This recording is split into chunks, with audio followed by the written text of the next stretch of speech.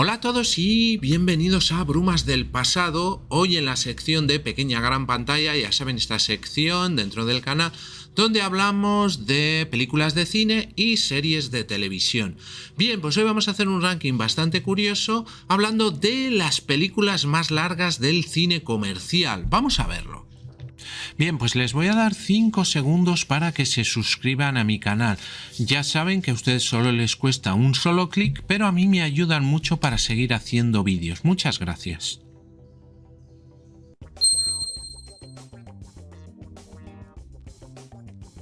Bien, y empezamos este recorrido con la película Ben-Hur de 1959, que en minutos tiene 211 minutos. Ben-Hur es una película estadounidense de 1959 que la podemos englobar en los géneros épicos y dramáticos y que está ambientada mayormente en la provincia romana de Judea en tiempos del emperador romano Tiberio. Producida por William Wyler y producida por Sam Zimbalist para la Metro-Goldwyn-Mayer. Ben-Hur contó con el mayor presupuesto que hasta entonces había tenido una película, superior a los 15 millones de dólares de la época, y para su filmación se construyeron los decorados más grandes jamás empleados en una película. El argumento, bueno, es un poco largo, pero básicamente la acción transcurre en Judea durante el año 30 después de Cristo. Y el Imperio Romano, que era dueño y señor del mundo conocido, gobierna con mano de hierro sus vastos territorios, entre ellos Judea, sometiendo con dureza a sus moradores. Estos desean con ansia la llegada de un nuevo Mesías, que liberará al pueblo judío del yugo romano. Entre ellos, Judá Ben-Hur, el personaje interpretado por Charlton Heston, es un príncipe rico que comercia con especias de Oriente a Roma, un hombre respetado y creyente en la fe de su pueblo y su Dios. Aparte de esto, está basada, la película en otra de 1925, es una nueva versión, un remake, como le queremos llamar.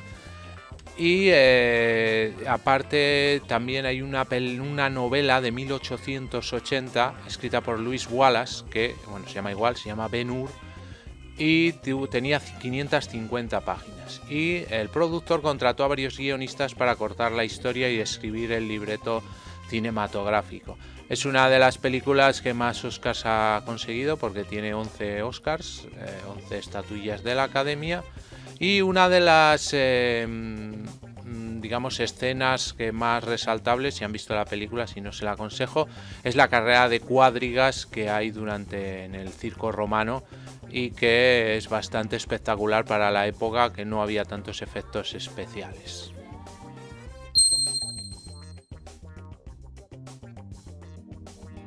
Bien, y la siguiente película, con una duración de 219 minutos, 8 minutos más que la película anterior, se llama La Puerta del Cielo. Es de 1980 y está enmarcada en el género del western. La Puerta del Cielo está dirigida por el cineasta Michael Cimino. Y el problema que tuvo esta película es que los costes que tuvo fue de 44 millones de dólares y solo consiguió recaudar como 3 millones de dólares. Entonces una película que llevó a la bancarrota a la productora y que luego fue adquirida por Metro-Goldwyn-Mayer. Y también fue un duro golpe para la carrera de Cimino. Bien, es un western intentando emular los clásicos westerns de los años 40 y 50, y que la trama consta de que dos amigos, Irvine, que lo interpreta John Hart, y Avery, que lo interpreta Kris Kristofferson, son hijos de una élite gobernante. Concluyen sus estudios universitarios y empiezan a ver qué es lo que pueden hacer esto en la vida. Después se salta 20 años después y ven cómo, por ejemplo, Avery se ha convertido en sheriff y ahora lucha junto a los campesinos y los inmigrantes de Europa del Este. Entonces, durante la película se ve una lucha de clases, como había en esas épocas, etcétera. Bueno, la película es un pelín lenta, pero si no tienen otra cosa que hacer, pues la podrían ver, porque las interpretaciones están bastante bien.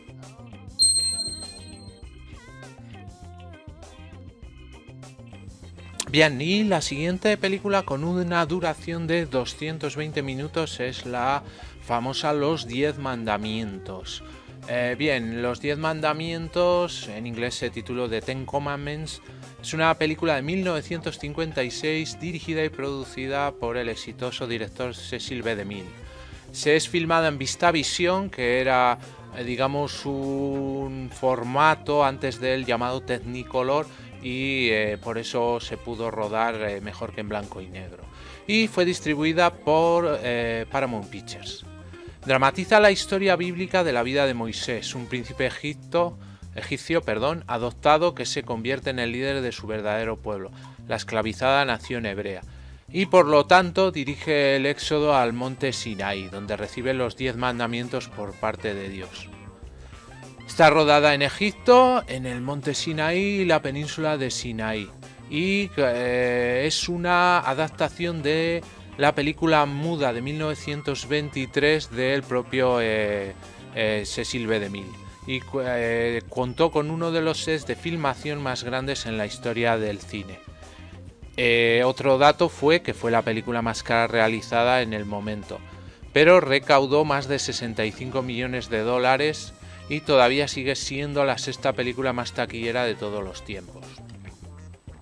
El argumento, pues básicamente el recién nacido Moisés es recogido del río por la hija del faraón Bitia.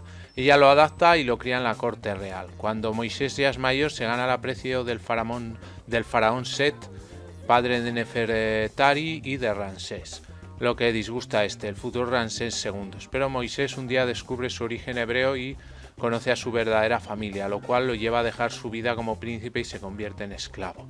A pesar de ser una película bastante larga, la verdad es que se puede ver muy bien, muy fácil, y es bastante interesante y con unos efectos especiales bastante buenos, sobre todo el efecto de cuando se abre el Mar Rojo para que pasen los esclavos.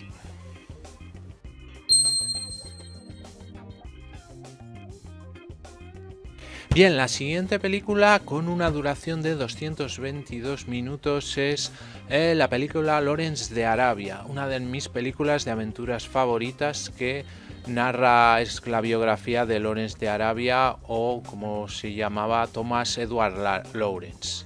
Bien, película de 1969, una producción angloamericana y del género épica e histórica, que está dirigida por David Lean. Y como les he dicho, pues esta es la vida de Lawrence de Arabia. Básicamente empieza cuando en 1935, ya casi al final de la vida de Lawrence de Arabia, pues empieza a contar su historia, que empezaría en 1916 durante la Primera Guerra Mundial. Entonces teniente Lawrence se alista en la inteligencia británica en El Cairo y empieza a, digamos, meterse en la cultura árabe, en especial en el pueblo beduino, con que conseguirá ganarse su respeto y conseguir evitar algunas guerras entre británicos y las propias tribus beduinas. Entonces narra un poco toda su vida, sobre todo en el desierto. El rodaje fue rodado en Sevilla y en Almería, y en Jordania y en Marruecos. Se rodaron en algunos monumentos por ejemplo, de Sevilla, como la Plaza de España, el Real Alcázar, la Casa de Pilatos, etc. Y necesitaron en Almería, porque en Almería se hizo en el desierto de Almería, y se necesitó unos 159 camellos para poder usar, pues, o recrear esas tribus, esas guerras entre las tribus, etcétera. Entonces es una de las que más Oscars sacó en la historia de este premio, y la verdad que es una película muy entretenida de ver, que aunque sea larga, se nos puede hacer realmente corta.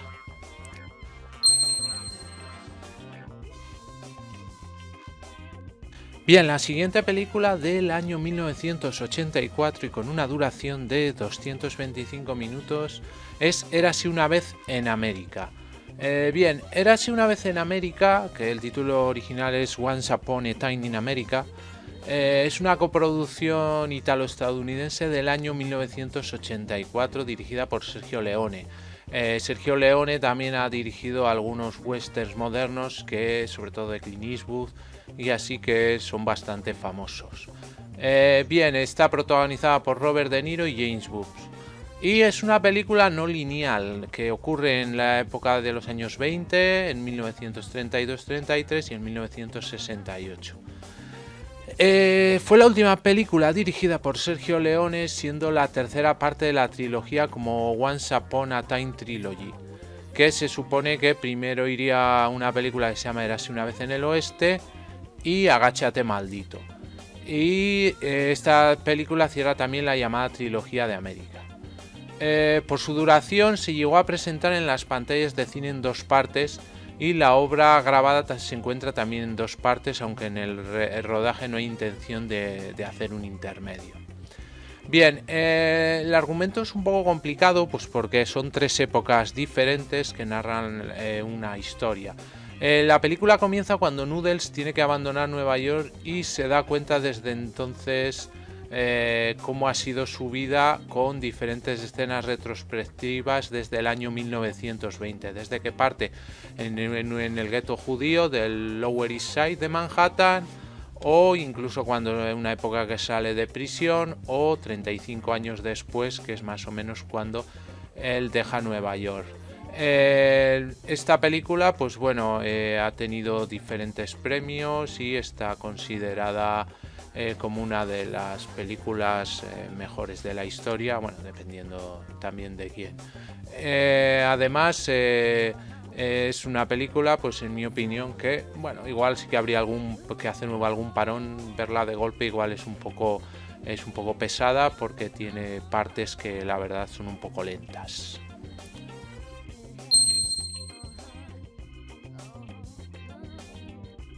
Bien, y la siguiente película del año 1975 y con una duración de 230 minutos es El viaje de los comediantes.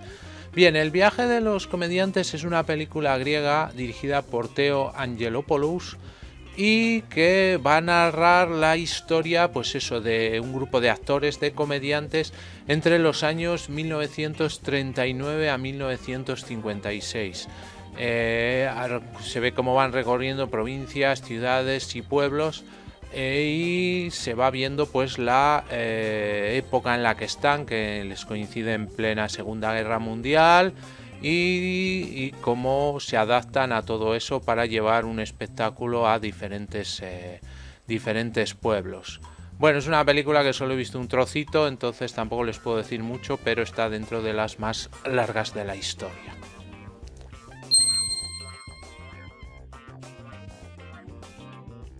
Bien, la siguiente película del año 1991 y con 237 minutos. Se llama Un día de verano, o en algunos sitios también se estrenó, bueno, en inglés sería A Brighter Summer Day, o sea, un día de verano soleado o luminoso. Y no les he dicho, está dirigida por el director taiwanés Edward Yang.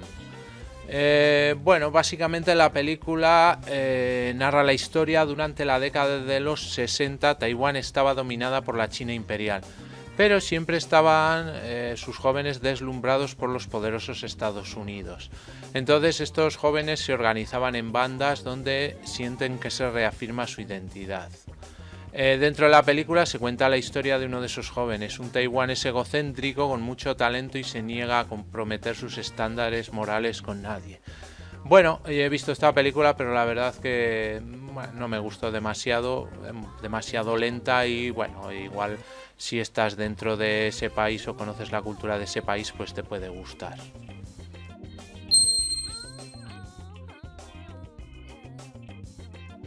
Bien, y esta película de 1939 y por todos conocida, tiene 238 minutos y es Lo que el viento se llevó.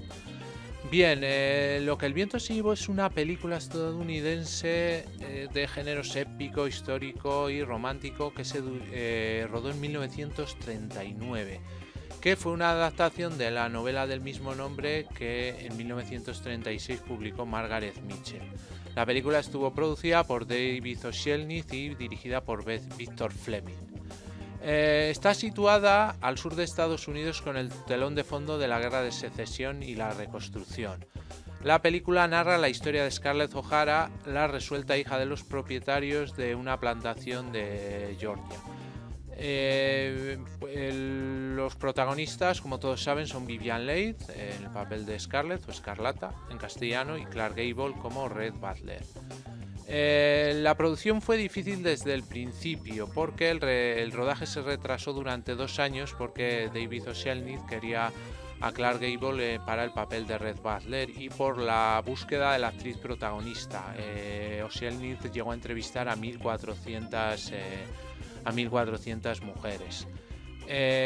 Se fue criticada por el tema de la esclavitud que se ve en la película, aunque bueno, se supone que en esa época pues la había. Y el argumento como tal hay como 2 partes. La primera parte es cuando se está en vísperas del inicio de la Guerra de Secesión, se ve a una Scarlett O'Hara que vive con sus padres, que vive bien, una niña bien, etc. Y una segunda parte cuando los O'Hara trabajan en los campos de algodón y a partir de ahí se empieza a ver un poco la reconstrucción después de la guerra, etcétera. Bueno, es una película que es muy recomendable de ver, a mí me gustó bastante, la he visto varias veces y bueno, pues lo único, como todas estas, como son largas, pues cogerse un buen cuenco de palomitas porque lo van a necesitar.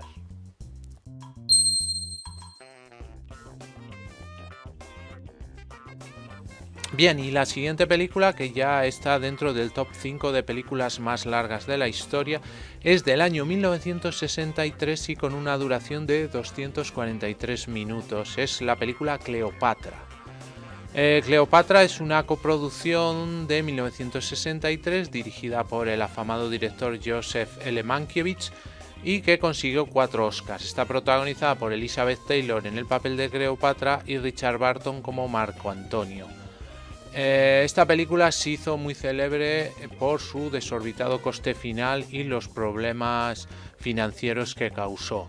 Bien, el argumento es más o menos lo siguiente. El victorioso Julio César se ve obligado a viajar a Egipto con el fin de evitar la guerra civil provocada por la falta de orden entre Cleopatra y su hermano Ptolomeo, ambos monarcas del imperio egipcio. Muy pronto César se quedará asombrado por la ferocidad y belleza de la joven, haciéndola reina indiscutible de Egipto y tras el nacimiento de su hijo Cesarion, su esposa legítima. Esta película, una de las, podríamos decir, de los hechos que causó fue la quiebra de la productora 20th Century Fox, porque originalmente era un presupuesto de $2 millones y terminó costando $44 millones y que la convirtió en la película más cara de la historia hasta ese momento. La filmación empezó en Londres en 1960 y se tardaron varios años en terminar la película hasta 1963. Aunque solo se pueden ver 4 horas o 243 minutos, creo que les he dicho antes, más o menos, se está intentando recuperar material perdido porque la película original era de 6 horas. Entonces, bueno, podríamos tener la suerte de que en algún momento se pueda estrenar ese metraje perdido.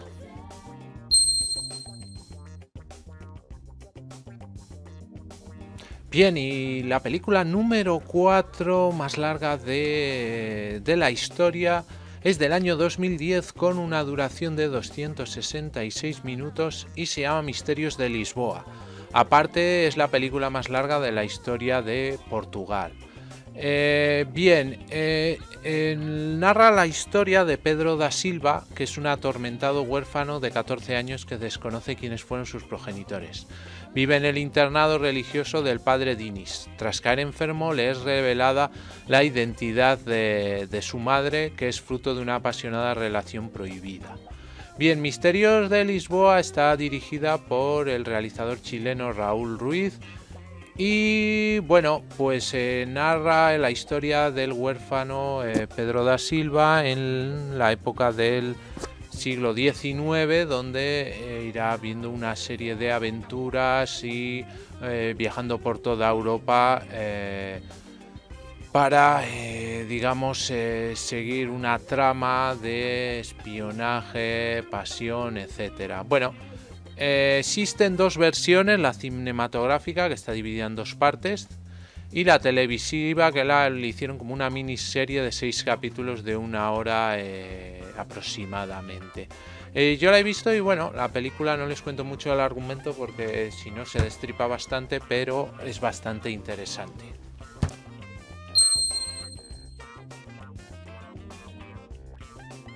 Bien, y ya estamos en el podium de las 3 películas más largas de la historia del cine comercial. Y en la número 3 del año 1976 y con una duración de 314 minutos tenemos la película Novecento. Novecento es una coproducción cinematográfica europea de 1976 dirigida por el afamado director Bernardo Bertolucci. Y en los papeles principales aparecen Robert De Niro y Gerard Depardieu. El argumento, pues la película comienza el 27 de enero de 1901, coincidiendo con la muerte de Verdi.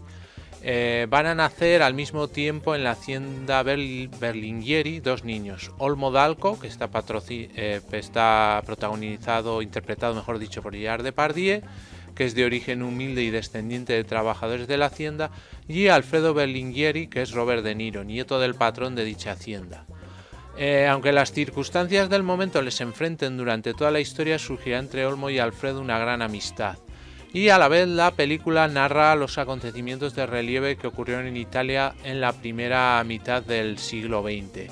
Empieza mostrándonos la situación de explotación en la que viven los campesinos de la finca, más tarde la acogida del comunismo por parte del proletariado, y luego narra el final de la Primera Guerra Mundial. Pero sobre todo se centra en el nacimiento del fascismo, apoyado, ideado y mantenido por los grandes capitales, por los terratenientes que ven cómo merma su poder ante la creciente ideología comunista. Bien, esta es una película muy interesante de ver, sobre todo porque podemos ver la historia de Italia de esa primera mitad del siglo XX, y es una película muy fácil de ver aunque sea larga porque es bastante rápida y tiene momentos bastante épicos.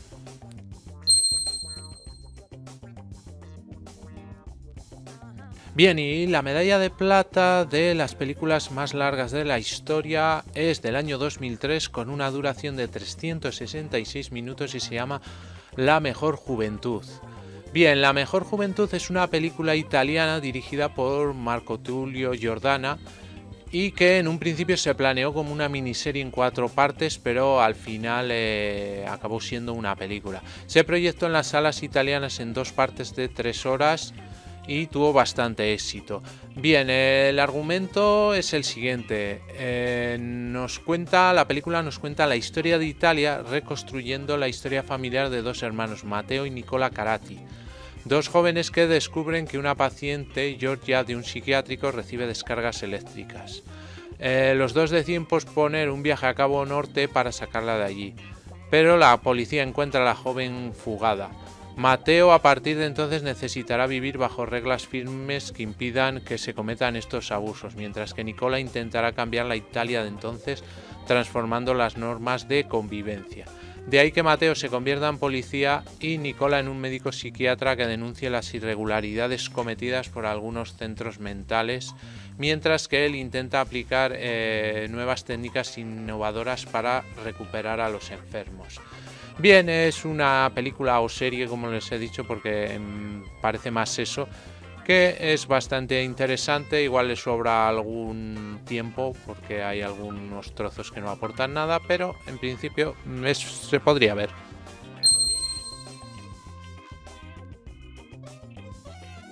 Bien, y la película número 1 en cuanto a longitud en la historia del cine, película de 1994 y que dura 450 minutos.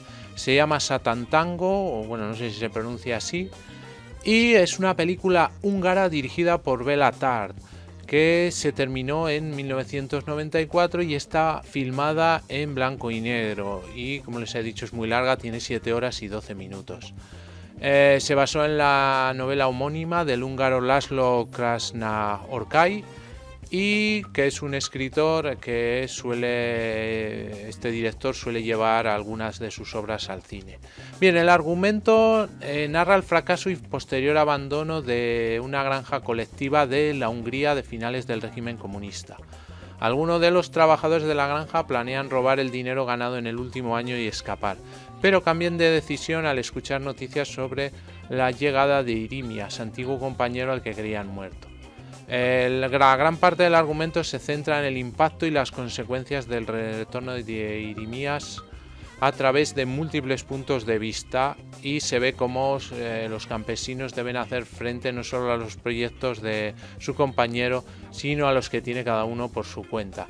Bien, pues esta es la película más larga de este top. No he visto esta película. Al hacer este recopilatorio pues les hablo un poco de las que más había visto, y esta en concreto pues no la he visto. La única nota que he encontrado es que debido al ambiente político de Hungría, el director Béla Tarth quiso rodarla en 1985, pero no le fue posible hasta 1994.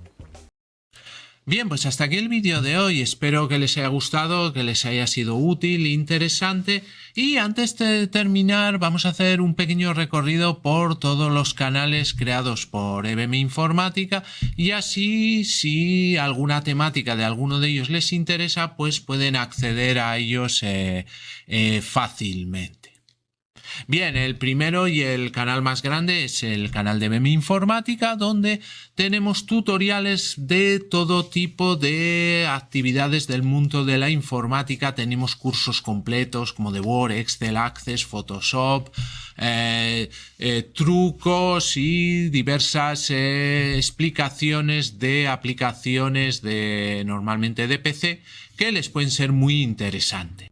Y luego tenemos el canal de Brumas del Pasado, donde lo dedicamos a temas culturales. Por ejemplo, nos especializamos en vídeos de biografías de ficción, donde elegimos personajes ficticios y hacemos una cronología, una biografía, una vida y hechos como si hubiera existido realmente, y elegimos personajes de películas, series de televisión, de cómics, de videojuegos y de libros. También tenemos la sección de lugares ficticios, que es parecida a la anterior, pero cogiendo pues esos lugares que no han existido, y otra que sería la de biografías reales. Aparte tenemos secciones como Secretos de la Historia, una sección dedicada a los pioneros del cine que la llamamos en blanco y negro, y otra sección que se llama Pequeña Gran Pantalla, que nos centramos más en el cine de hoy en día, rankings también de series de televisión, etcétera. Entonces, un canal muy completo donde van a encontrar diversos contenidos culturales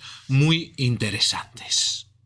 Para finalizar, tenemos el canal Just Surrender, donde tenemos curiosidades de videojuegos, historias de videojuegos y gameplays o walkthroughs, soluciones completas en un solo vídeo de algunos de videojuegos que más me gustan, sobre todo del tema de aventura gráfica.